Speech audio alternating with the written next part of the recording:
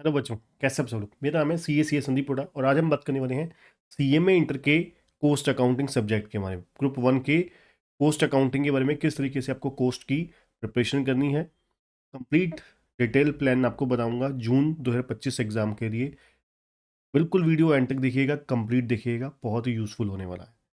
जो बच्चे चैनल पर नए हैं, चैनल को सब्सक्राइब जरूर कीजिएगा और बेल आइकन दबाना मत भूलिएगा और वीडियो को लाइक और शेयर जरूर कीजिएगा। और अगर आप CMA इंटर की कोस्ट अकाउंटिंग या ग्रुप 1 की क्लासेस या बोथ ग्रुप की क्लासेस परचेज करना चाहते हैं, बहुत ही अफोर्डेबल प्राइस पे high quality video lecture available है अनलिमिटेड व्यूज़ के साथ। सबसे इंपॉर्टेंट, आपके complete video lecture latest new syllabus के अकॉर्डिंगली, MCQ क्वेश्चन बैंक होगा, चैप्टर वाइज होगा, ठीक है। प्लस आपके जो भी क्वेश्चन वीडियो लेक्चर के अलावा सॉल्यूशन क्वेश्चन होंगे, क्वेश्चन बैंक प्रैक्टिस क्वेश्चन होंगे, उनके कंप्लीट सॉल्यूशन जो है साथ साथ आपको अवेलेबल होंगे, ठीक है। बहुत ही ज़बरदस्त क्वालिटी कंटेंट के साथ आपको कंप्लीट क्लासेस मिलेंगी, बहुत ही नॉमिनल से प्राइस पर। डिस्क्रिप्शन में आपको लिंक मिल जाएगा। और सबसे इंपॉर्टेंट एक लास्ट चीज़, आपको गाइडेंस भी किस तरीके से आपको पूरा का पूरा सब्जेक्ट जो है आपके अकॉर्डिंगली प्रिपेयर करना है, कितनी प्रैक्टिस चाहिए, किस तरीके से आपको रिवीजन करनी है, सब कुछ A to Z डिटेल आपको गाइड किया जाएगा। डिस्क्रिप्शन में आपको लिंक भेजेगा, लिंक पे डायरेक्टली क्लिक करके बाय कर सकते हैं। तो चलिए बात करते हैं कॉस्ट अकाउंटिंग के बारे में। जैसे कि आपको बताया, ये हमारा सब्जेक्ट 100 मार्क्स का है। वैसे तो हर सब्जेक्ट ही 100 मार्क्स का है। अब आपको इतना तो पता ही होगा, 70 मार्क्स का हमारा सब्जेक्टिव पेपर आने वाला है, जिसमें आपको थ्योरी नहीं आती। CMM में आपको पता ही है। 30 नंबर का आपको MCQ आने वाला है। ये MCQ समझ के चलो, आपके लिए लॉटरी है, वरदान है। इस इसके थ्रू आप बड़े ही आसानी से पूरा का पूरा पेपर जो है एग्जामिशन स्कोर कर सकते हैं, बहुत ही इजीली, ठीक है। MCQ बहुत ही नॉर्मल लेवल के आ रहे हैं, ठीक है। मैं इतना आपको कह सकता हूँ कि जो मेरे CMA इंटर के चैप्टर वाइज जो MCQ है, अगर आप उतने कर लें, उसमें सारा कुछ कवर है। इंस्टीट्यूट का स्टडी मटेरियल के क्वेश्चन बैंक, पास्ट ईयर जितने भी हैं, मॉडल टेस्ट पेपर, सब कुछ A to Z, और प्रॉपर चैप्टर वाइज बाइफरकेटेड किए हुए हैं विद आंसर की के साथ, ठीक है। तो वो 30 मार्क्स तो आपके वहीं पर ही पक्के हो जाएंगे। कम से कम 30 में से मिनिमम टू मिनिमम आपके 25 नंबर आपके पक्के हो जाएंगे। तो बाकी बचे 25 से, तो हमें 60 का टारगेट अगर लें तो 35 नंबर लेने हैं सिर्फ और सिर्फ कितने में से, 70 में से। अब इसमें से 70 में से जो बहुत इजी और इंस्टीट्यूट के ऑल टाइम फेवरेट हैं, ठीक है, वो है सबसे पहले कोर्स शीट। ये आपको पता है बेसिक फॉर्मेट है, एक कोर्स शीट का फॉर्मेट होता है, ठीक है। ये आपको बहुत बढ़िया तरीके से आराम से हो जाता है। कोई किसी तरीके की 0% टेक्निकलिटी है इस चैप्टर में। आपको सिर्फ और सिर्फ फॉर्मेट याद करना है। उस फॉर्मेट के अंदर जैसे कि रॉ मटेरियल कंज्यूम है, ठीक है, direct material, direct labour, direct expenses, तो इन तीनों में कौन कौन सी चीज़ें इंक्लूड होती, कौन कौन सी चीज़ें नहीं इंक्लूड होती, या कौन कौन सी चीज़ें इंक्लूड होती हैं, वो आपको याद रखना है। स्टेप मतलब स्टेप्स हैं, फॉर्मेट है, लर्निंग है, लर्निंग ज़्यादा है यहाँ पर, लॉजिक नहीं है। दूसरी चीज़, दूसरी चीज आपका मटेरियल कंट्रोल, ये भी बहुत इजी चैप्टर है, CMA इंस्टीट्यूट का ऑल टाइम फेवरेट है, ठीक है। और तीसरा ओवरहेड। ये तीनों सिंपल, बिल्कुल सिंपल हैं, और इनमें से मान के चलिए 3 क्वेश्चन आपको लॉन्ग जरूर देखने को मिलेंगे इन तीनों चैप्टर में से, ठीक है। किसी तरीके की टेक्निकलिटी नहीं है, कोई कुछ नहीं है, बिल्कुल सीधे सीधे स्पष्ट चैप्टर। और चौथा एक और लगाइए इसके साथ, जो आपको बहुत ही ईजी है।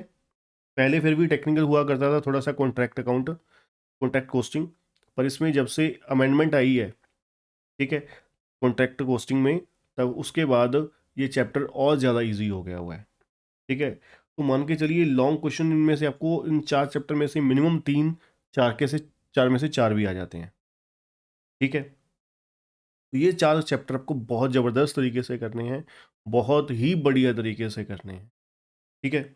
उसके बाद आते हैं नेक्स्ट।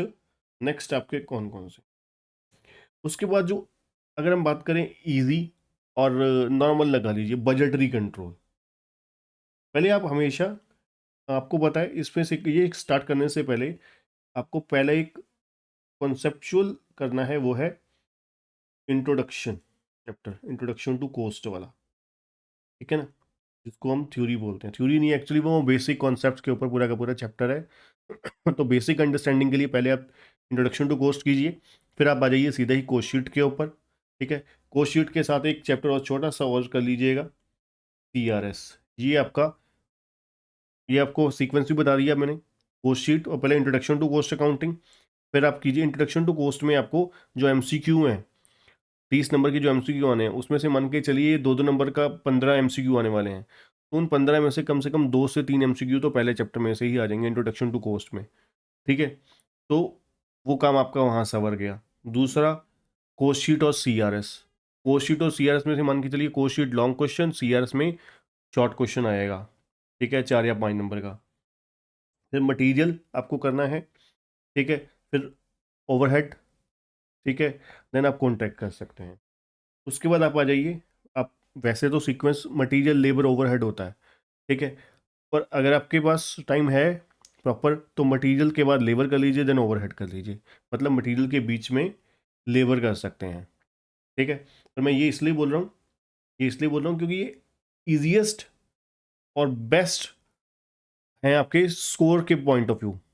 स्कोर के point of view best chapter हैं, ईजिएस्ट चैप्टर हैं। सीक्वेंस के लिए पहले इंट्रोडक्शन कीजिए, दोबारा बोल रहा हूँ, introduction to cost, cost sheet, CRS, material, labour, overhead. ठीक है, ये 3 हो गए। इसके बाद कॉन्ट्रैक्ट। उसके बाद आपको बजटरी कंट्रोल पे आना है। ठीक है, बजटरी हो गया। देन फिर आप आ जाइए अब टेक्निकल वाले पे। ये भी आपको इजी है, वेरी इजी चैप्टर की गिनती में आ जाता है ये भी। ठीक है, वेरी इजी की गिनती में आ गया जी। ठीक है, बजटरी। बजटरी में भी आपको एक लॉन्ग क्वेश्चन या 2 छोटे छोटे क्वेश्चन आपको जरूर देखने को मिलेंगे। ठीक है, देन फिर आपका प्रोसेस आ जाएगा। प्रोसेस कोस्टिंग इंपॉर्टेंट है। प्रोसेस अब मान के चलिए सर्विस,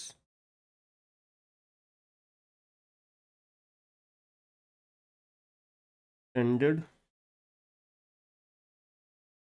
मार्जिनल।